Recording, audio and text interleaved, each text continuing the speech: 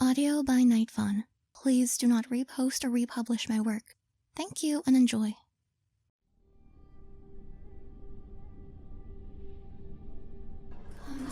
Come to me.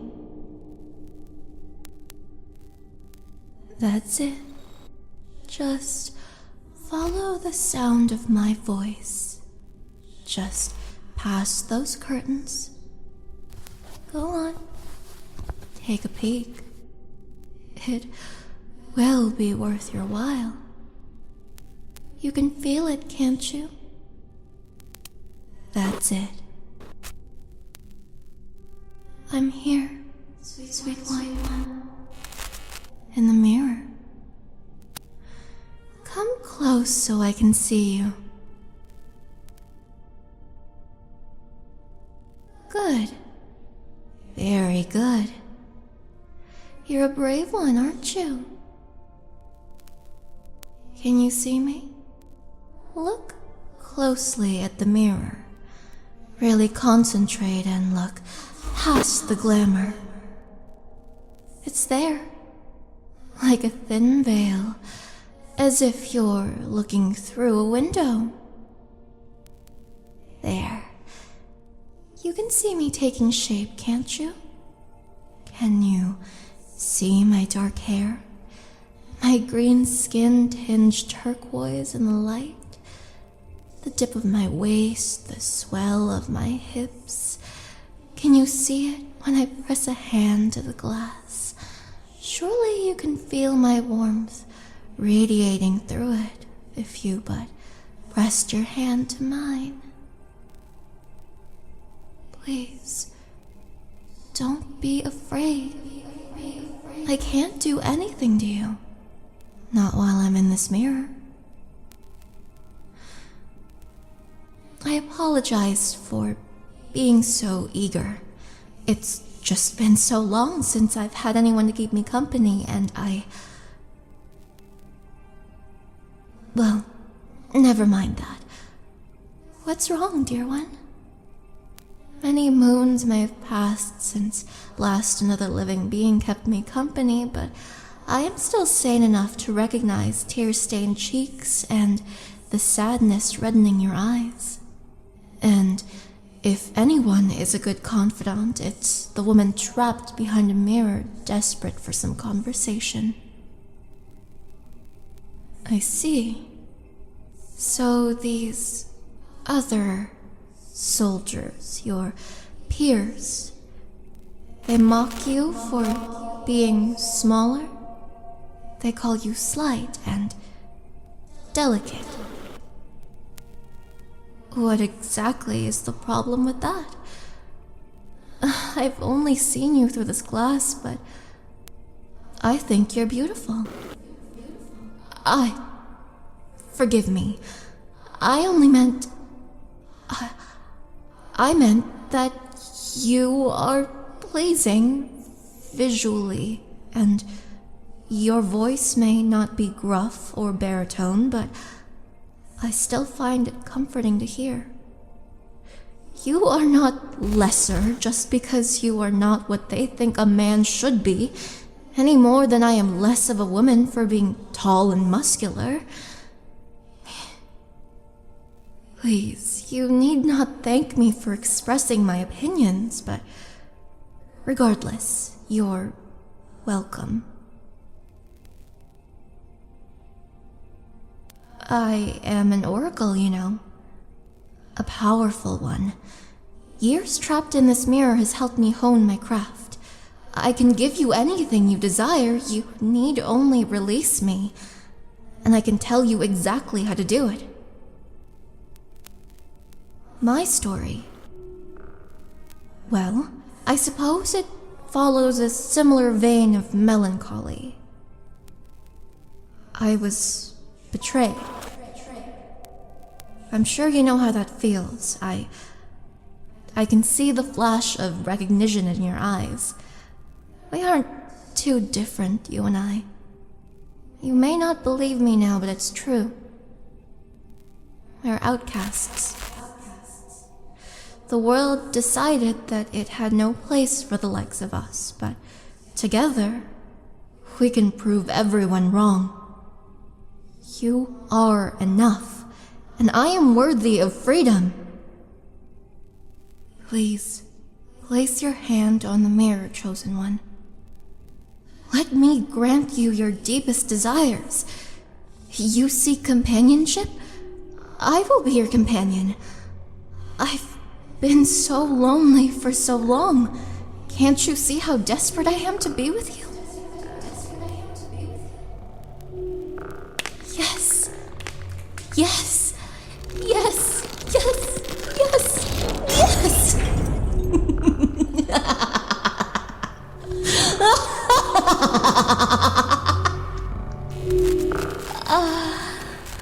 Finally. It's been many moons since my lungs have tasted air from the outside world. Give me your hand, mortal.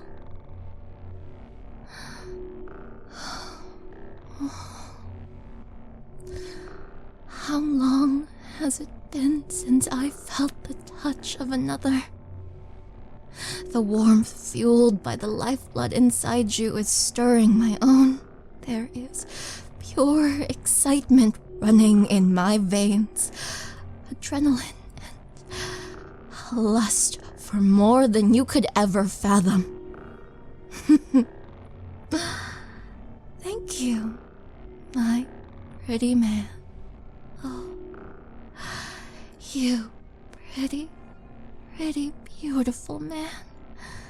How delicate you feel in my grasp. I could snap you like a twig if I really wanted, but no. I am too beset with gratitude. Instead, I shall spare you your life.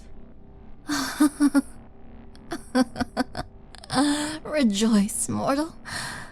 You've released a bloodthirsty murderess of a half-orc, and you really should be grateful I haven't flayed you alive where you stand. That's more like it. Quaking in your dainty boots like a good pet. Let me tell you a little secret, little one. I'm not some pretty oracle here to grant you some wishes. I am not some subservient maid ready to kneel at your feet with tear-stained cheeks begging for daddy's. I think we can both agree I am more suited to that title. I tower over you and have large, rippling muscles so primed and ready to spring into action. Do not tempt my bloodlust any further. And who's going to stop me? You? Don't be stupid. I'd rather not wreck that pretty face of yours, so you'd best step aside. Step aside, or I will make you. A dagger? Really? You underestimate me. I have years of experience against you. You, who've barely seen, 2, 3 decades at the most? It has been so long since I've tasted battle. Very well. I suppose I could humor you for a little while. Your dagger or my strength? Just who do you think will win?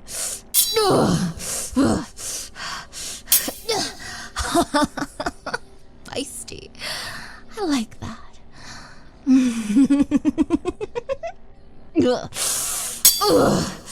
It will make it so much more pleasing when I finally break you.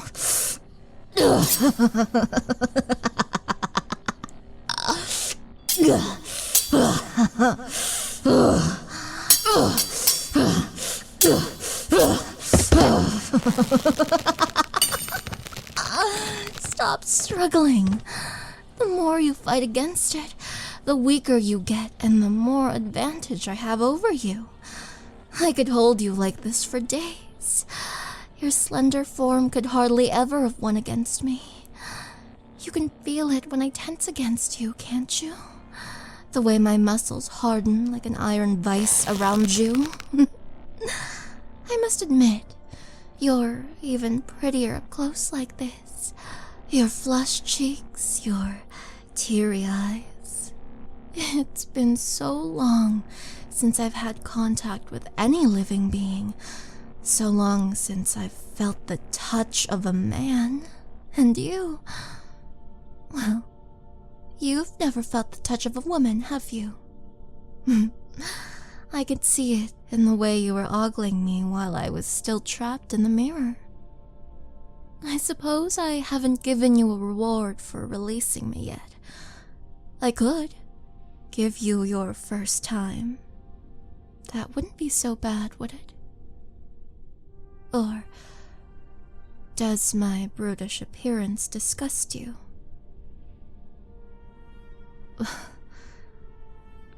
Beautiful. I must have hit you harder than I thought. Or if this was a ploy to get me to loosen my grip, it wasn't needed.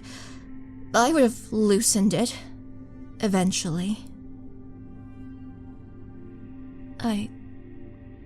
Thank you, little one. I cannot remember the last time someone called me anything of the sort.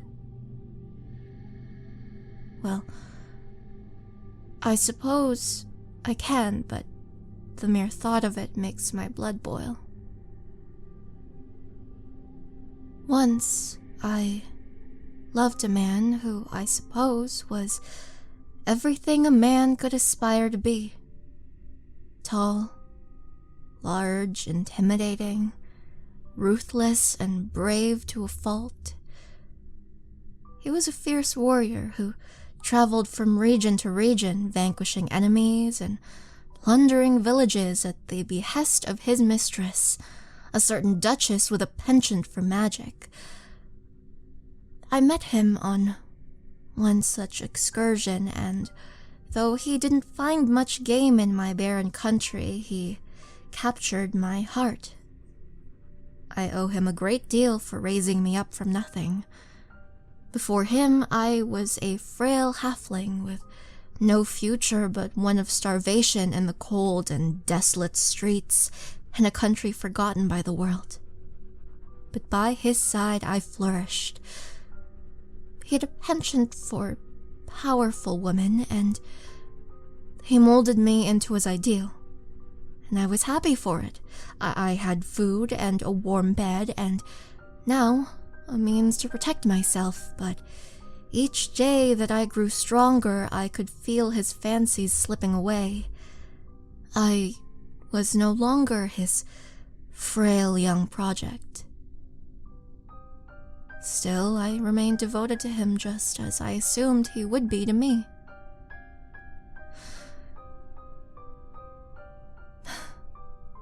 It's a tale as old as time. Having heard nothing 2 days after his cavalcade had planned to return, I became worried for his safety. I feared the worst and set out to find him. When I happened upon their encampment, I was overjoyed. Surely I would get my answers there. It wasn't hard to see where his tent was. His was always the biggest at the very center. Always a captain amongst his men. They say the ecstasies of war cloud the mind. Add alcohol and merrymaking to the mix, and it makes for a very potent forgetfulness potion. Just like that, one by one they slip your mind. Home, poof. Lover, poof. You forget yourself in it. Fickle fantasies and old promises are nothing more than a whisper in the wind, and against the tides of reckless abandon, devotion crumbles to dust, ruin and anguish in its wake. I heard them before I saw anything. And even then I forced myself to watch. I couldn't even tell where one body started and stopped. It was like a massive demon of lust, all flushed, writhing bodies and dripping fluids, and in the mix of all of that man and his mistress, the Wicked Duchess. Well, I was prone to my anger in my younger years. I'd killed all the rest before they'd even caught on to what was happening. Before I caught on. Men and women littered on the ornate carpets, soaking into the earth beneath. When I close my eyes, I can still see the fear that flashed in theirs before. Nothing. Just empty mirrors to the monster I'd become. I, who had anointed myself in blood and viscera, ears ringing to the silent calls of their pain and terror, I was beautiful. And I was a fool. It didn't even occur to me that the Duchess was only playing dead, which I have to admit was very clever.